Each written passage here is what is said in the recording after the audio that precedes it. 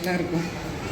இனிமே யாருக்காவது மரியாதை செய்யணும் அப்படின்னா ஒரு புத்தகம் வாங்கி கொடுங்க, பயனுள்ளதாக இருக்கும். இந்த பத்திரிக்கை இருக்க இந்த பத்திரிக்கை ரொம்ப முக்கியம். இந்த பத்திரிக்கை ரொம்ப பிரட்டி போட்டுருச்சுன்னு சொல்லணும். உண்மையாக யாரை புரட்டுச்சோ இல்லையா, என்னைய நல்லா புரட்டுச்சு. அதாவது எனக்கு முன்னால் நிறைய பெரியோர்கள் பேசி அமர்ந்திருக்கிறாங்க, எனக்கு பின்னால் நிறைய பெரியோர்கள் பேச இருக்கிறாங்க. தொடர்ந்து 2000 ஆண்டுகள் தமிழ் வரலாற்றில் அதிகாரம் பெற்ற மன்னனாக பாண்டிய மன்னன் இருந்திருக்கிறாங்க.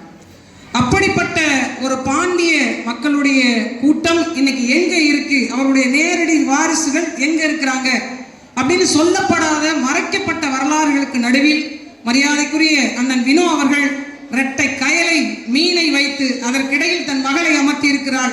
இதோ இருக்கிறாள் பாண்டியர்களின் வாரிசு.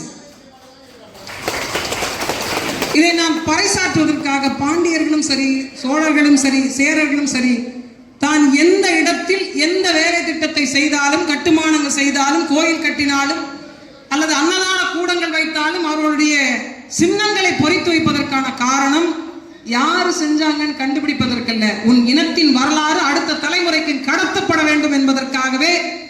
அப்படி ஒரு திறனாய்ந்து வாழ்ந்த கூட்டத்தின் பிள்ளைகள் தான் இன்னைக்கு அரசியல் அதிகாரப்பற்று, அதிகார பங்கேற்பற்று, நமக்கான பிரச்சனையை யார் நமக்காக பேசுவார்கள் என்ற கேள்வியோடு நின்று கொண்டிருக்கிறோம். இன்றைய தினமான இந்த கூட்டம் என்பது பிள்ளையை வாழ்த்துகின்ற கூட்டம் மட்டுமல்ல, வரலாற்றை அவளுக்கு சொல்லித் தருகின்ற கூட்டமாகவே அமர்ந்திருக்கிறது. எனக்கு முன்னால் பேசின ஐயா சொன்னது மாதிரி சென்னை முதல் நீரோடி வரை இருக்கக்கூடிய கடலோர சொந்தங்களை ஒரு குடையின் கீழ் இணைக்க முடியும் என்பதற்கான ஆக பெரும் உதாரணமாகத்தான் இந்த நிகழ்வை நாம் பார்க்க முடியுது. முதல்ல நான் கூட சில சூழல்களில் வர முடியுமா வர முடியாதா அப்படிங்கிற ஒரு நெருக்கடியில் இருந்தேன். ஆனால் ஒன்றை மட்டும் சொன்னாங்க, நிறைய அங்கே இருக்கக்கூடிய கிராமத்தில் இருக்கிறவங்க உங்களை பார்க்க விரும்புகிறாங்க அப்படின்னு.